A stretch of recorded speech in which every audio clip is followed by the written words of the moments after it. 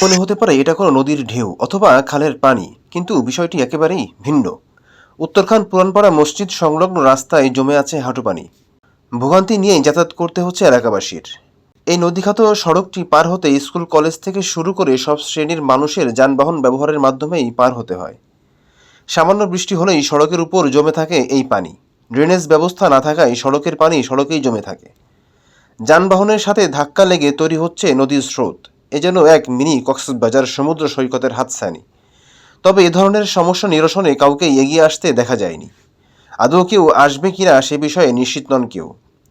তবে যাতায়াতের দুর্ভোগ কমাতে সিটি কর্পোরেশনকেই এগিয়ে আসতে হবে বলে বলছেন সচেতন মহল। নূরে আলম, নজরবিডি, ঢাকা।